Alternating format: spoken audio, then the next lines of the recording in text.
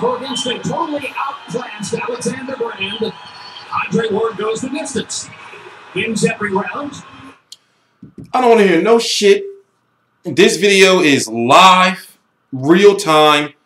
When I'm doing this video, the fight literally just ended. I don't know what the scorecards is, but what am I looking over there? Andre Ward won every round, and he should have knocked this dude out. He should not have went the distance with this 40-year-old man. Now, go ahead, bring up Kovalev versus Chilemba. Kovalev didn't look good. I covered that fight. But it's no reason why he should have went the distance with this fighter. Now, Andre Ward is not known to have, you know, like super devastating knockout power. He's just a very accurate and efficient puncher. But yo, he fighting on pay-per-view in November. It's official. Kovalev, WBA, WBO, and IBF Light-Heavyweight Champion of the world is fighting, arguably. You can say he's the best pound-for-pound fighter in the world because that's just what we say he is because of his skills. But when you look at the quality of opponents, you know, what is this, his 5th fight since 2011? What is this? This is his 3rd straight tune-up? Paul Smith? Sullivan Barrera? That was a good fight. Somewhat respectable. This guy, Brand?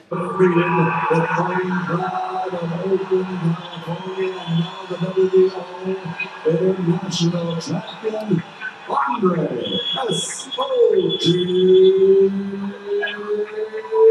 We're gonna wait and see what he has to say. I'm T Street Controversy. This is T Street Controversy Live. I cover every single major fight live.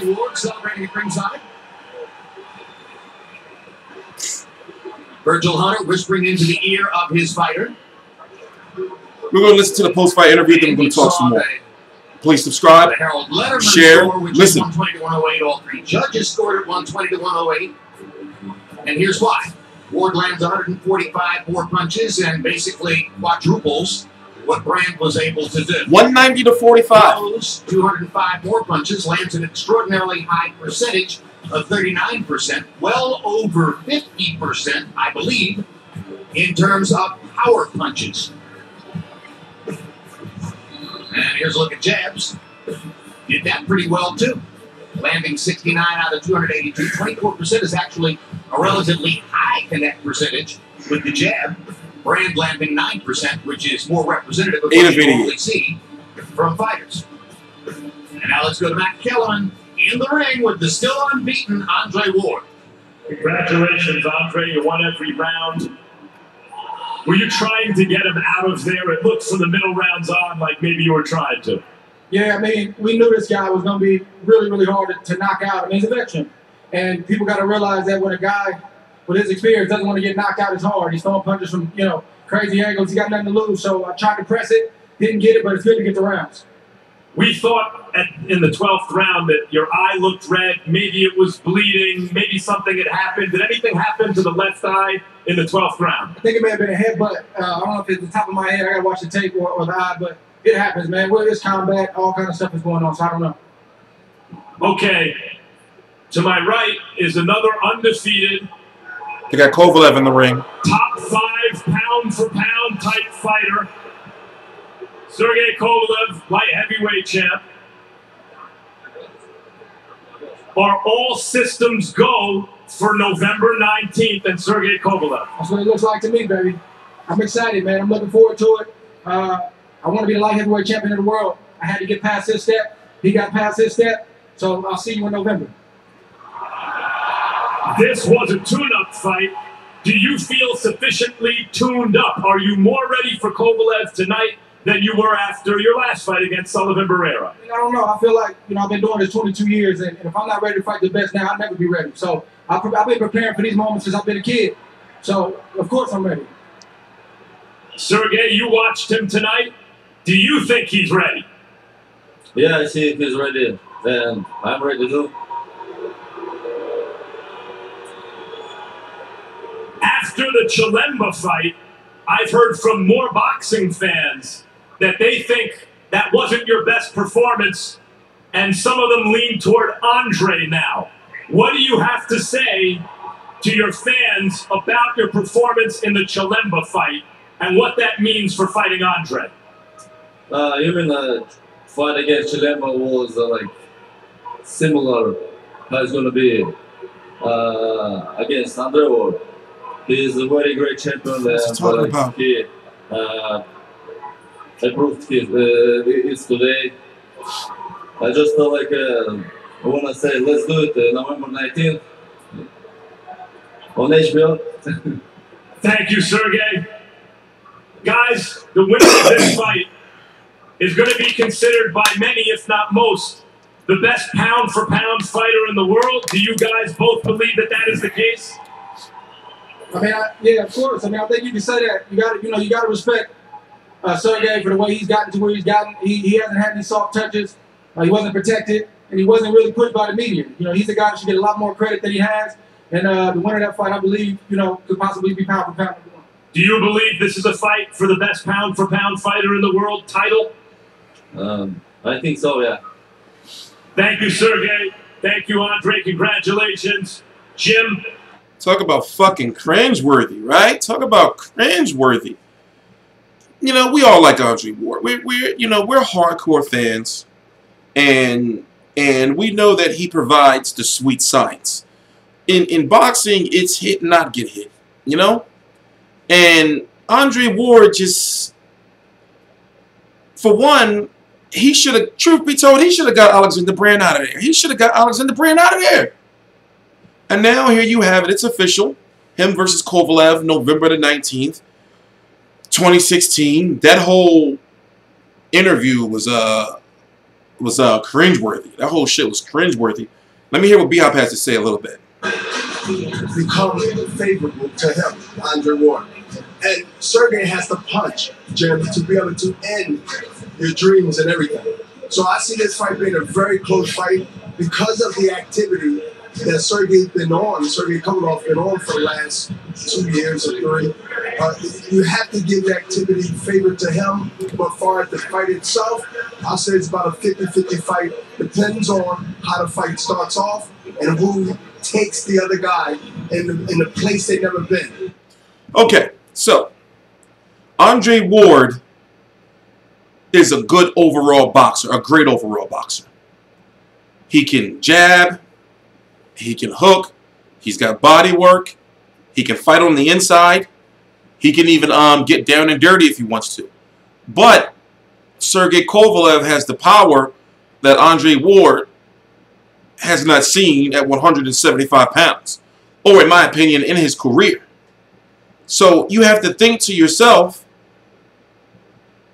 put those two styles together, put Andre Ward and Sergey Kovalev in a clinch. And I believe that's going to be Andre Ward's game plan, is to try to take the reach, even though I forgot what the reach is, but basically he's going to try to, get Kovalev to smother his punches. So therefore Kovalev can't get clean punches. And I feel that it's going to be an ugly, fight, but a win is a win. But, I'm just so turned off by this fight. I'm just so turned off. Now, it is said that Alexander Brand made $30,000, only $30,000. If you want to bring up how much Diego Chavez made to fight Timothy Bradley, he made $35,000. That was in the main event. In my opinion, if you're main eventing on HBO, or Showtime, or Sky Sports, in my opinion, on like an HBO Championship boxing card, the main cards, I feel you should be paid at least $100,000. But I don't know how the math works. We're not gonna get into that. But back to the Diego Chavez situation, Bob Arum basically had to smuggle him into the United States for that fight because Timothy Bradley was scheduled to make $2 million, and Bob Arum, I don't know how he did it. Bob Arum has a lot of connections. He was able to get Dirty Diego Chavez's visa situation situated and resolved so that he was able to fight. When it comes to Alexander Brand, he fought Badou Jack in the past, and as you can see, he has like that you know, I don't want to call it herky-jerky, but, you know, he's super awkward. Once I saw him, you know, the first round, the first couple of minutes, and normally what I do before fights is I go research the fighters, you know, and, you know, watch maybe, you know, a few fights or as many as I can bear, you know, because I don't think that dude is really worth watching. But, man, yo, you know, Kovalev versus Ward is in my opinion, a 50-50 fight. And honestly, you know, even though Kovalev was looking, you know, bad against Isaac Chilemba, Chilemba was forcing the action. Chilemba came to fight. This guy didn't come to fight. 45 punches landed. You know, what was it, like 200 something thrown or something like that, maybe less? I forgot. You know, you remember, go back to the beginning of the video. So you really can't, you know, because you really can't bring up the Kovalev situation in comparison. You know, Andre Ward didn't even get a knockdown or anything. And the thing is, the guy wasn't throwing any punches. He wasn't throwing any punches, man. Ward versus Kovalev, a 50-50 fight. Remember when Bernard Hopkins tried to clinch Kovalev? Everybody was predicting that Bernard Hopkins would be able to, you know, use his savvy veteran skills against Sergey Kovalev and try to clinch him and, you know, hold him and spin him and make it into, you know, a like a nasty, dirty, rugged fight. But what did he do to Bernard Hopkins? That knockdown hit him right on top of his head. And Bernard Hopkins didn't try to clinch again. I'm pretty sure that's probably what John David Jackson is going to be teaching Kovalev, is to how to avoid that. Because one thing about Andre Ward that has to be noted is that, as I said, he's very good fighting on the inside. He's very good, you know, maneuvering his free arm. And he's also very good at getting cheap shots in, you know, at perfect angles, just so, you know, like the referee can't see. You know, it's an intriguing fight, but, you know, Andre Ward didn't do anything to help himself. You know, and we got to talk about it. Rock Nation is having some issues. You know, there was other fighters approached to fight Andre Ward, but Rock Nation doesn't really, they may have, you know, the money, but they don't really have, you know, the clout in the boxing business. And also, it's just so many things that boxing media members have been seeing that they've been doing wrong. You know, all the way from, you know, like what they release press releases for, you know, the fact that, you know, they can't seem to secure, you know, fights for their fighters with other rival promoters, most notably Al Heyman, even though the Yormark brothers, you know, one of them is with Heyman basically for Brooklyn Boxing, and the other one is with Rock Nation, but yet, you know, it's something deeper than that to where they can't even, you know, book fights. I forgot who left. Somebody very important in Rock Nation sports boxing sector left. And in my next video, you know, when I do the predictions for our Kovalev versus Ward, I'm going to talk about that.